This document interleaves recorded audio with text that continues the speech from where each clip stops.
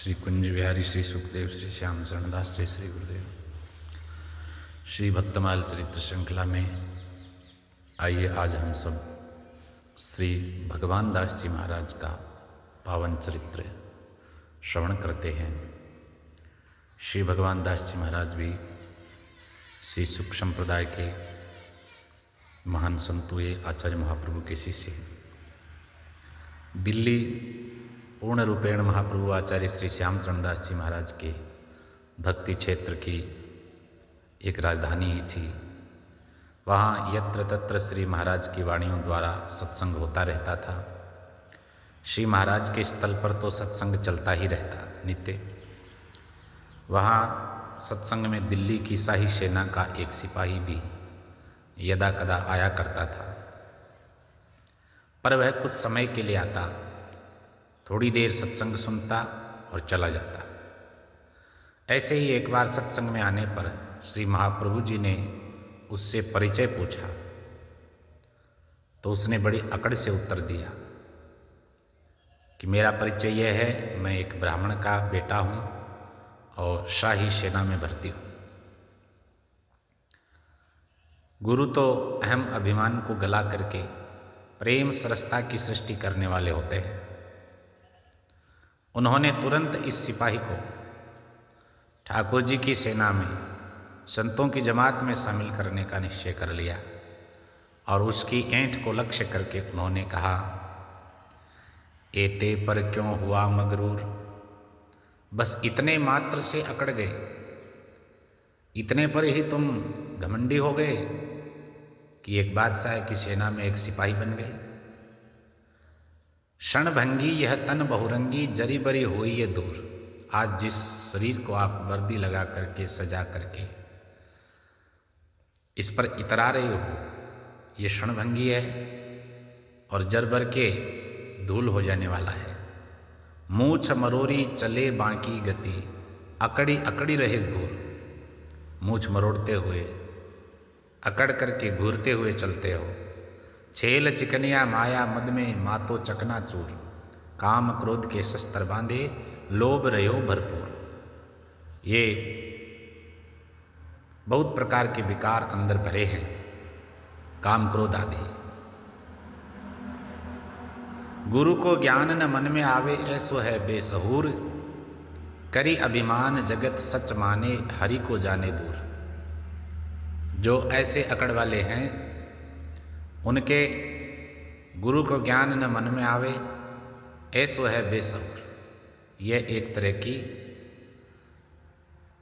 बेहुदेपन की बात है, बेशर्मी की ही बात है कि हमें गुरु के ज्ञान को, गुरु के उपदेश को, शब्द को जो हृदय में धारण करना चाहिए उसको तो स्थान नहीं देते और उसकी जगह दूसरे ही तरह तरह के कई प्रकार के विचार, संकल्प, विकल्प और भी बहुत से, तो उनका कचरा हम हृदय में भर लेते हैं। जिस शुद्ध हृदय में श्री गुरु के उपदेश को, श्री हरि के नाम भजन स्मरण को जगह देनी चाहिए, उसमें ये बात नहीं आती है।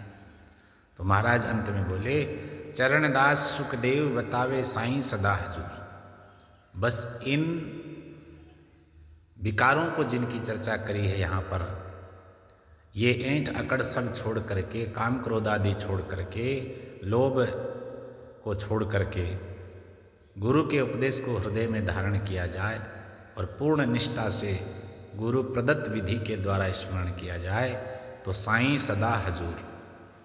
भगवान तो तत्पर ही है, सदा उपस्थित है।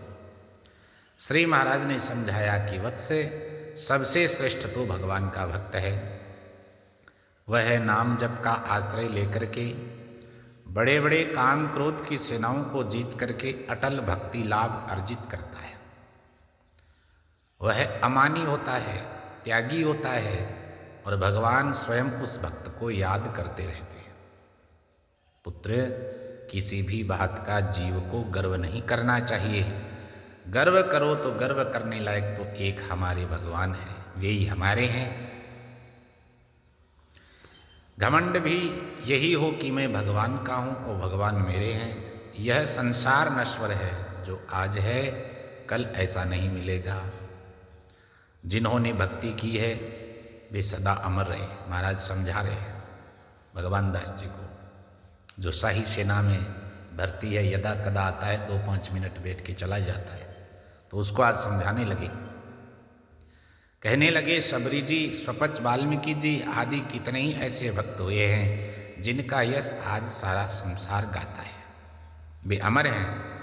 शरीर से निम्न कुल में उत्पन्न होकर भी भगवत भजन के बल पर भक्त शिरोमणि हो गए। सिपाही को एक झटके में मानो संपूर्ण ज्ञान हो गया, और हो भी कैसे नहीं, क्योंकि गुरु के शब्द बाण के आगे इन लोहे के तीर कमानों की बिसात ही क्या है। सिपाही तुरंत अपने शस्त्र और वर्दी उतार करके श्री महाराज के चरणों में गिर पड़ा।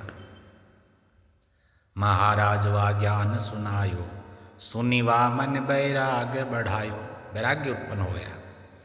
शस्त्र खोल जो दूर बगाए, महाराज के पढ़कर पाए। चरणों में गिर गया और जो भी अस्त्र शस्त्र ले रखा था सब फेंक दिया। साधु भेष सतगुरु मोहि दीजिए, अब तो मुझे साधु भेष प्रदान कर दो। बहुविधि बेगी अनुग्रह कीजिए, अब कृपा करो।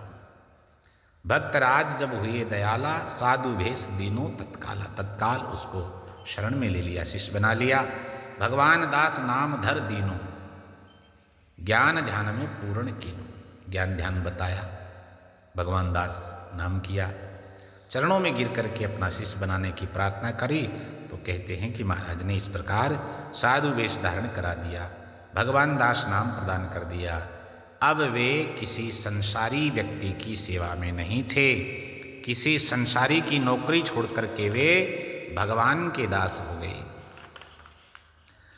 वास्तव में सबका स्वामी तो वह परमात्मा ही है, हम सब दास हैं।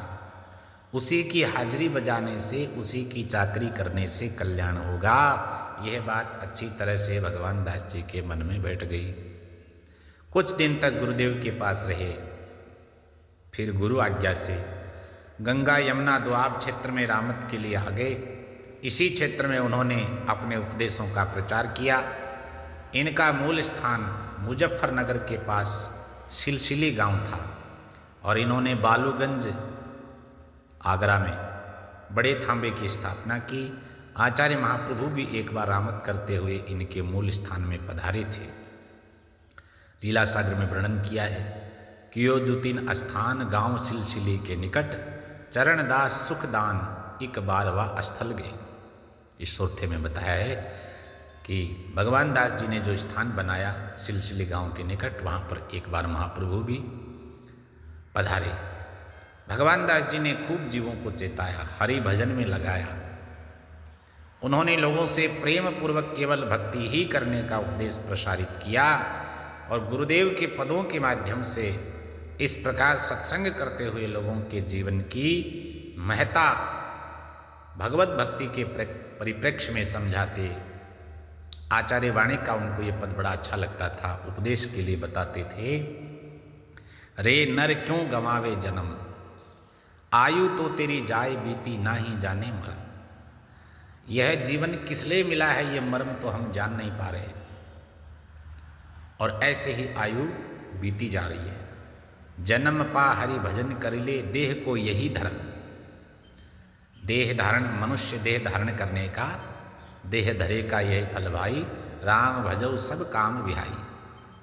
सब छोड़ करके देह का धर्म ये बताया कि हरि का भजन करना चाहिए। लोक अरु परलोक सुधरे रहे तेरी शरण। इस मनुष्य देह को हमने धारण किया, जिसको देवता भी तरसते हैं, तो उसकी भी कुछ शर्म रह जाएगी कि इसने भगवान का भजन किया है। भक्ति सम कछु नाही दिखे, योग यज्ञ तप कर्म। बहुत सीधा सरल काम है। आन धर्म विचार त्यागो, मेटे थोते भर। अन्य सब प्रकार के विचार संकल्प विकल्प त्याग दो। चरणदास सत्संग मिलके आव हरि की शरण, राम सुखदाई सुमिर ले वही तारण तरण। महाराज कहते हैं हरि की शरण में आ जाओ, गुरु की शरण में आ जाओ, और आकर के सबको सुख प्रदान करने वाले भगवान का स्मरण करो। वही तारण तरण हैं, सब जीवों का उद्धार करने वाले वही हैं। तो इस प्रकार जो श्री भगवान दास जी एक बादशाह की सेना में सिपाही होने पर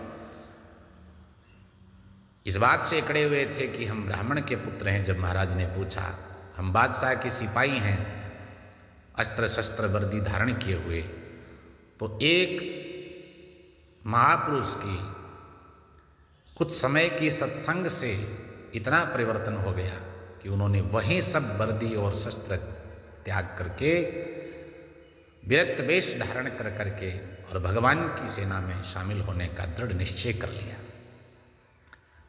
गुरु पद्धति से भगवत भजन करते हुए अनेक जीवों को इस मार्ग में लाए, क्योंकि संतों का यही उद्देश्य होता है। जीव मात्र का वे हित चाहते हैं और अंत में अपने मूल स्थान सिलसिली में रहते हुए ही आपने देह त्याग करके धाम गमन किया।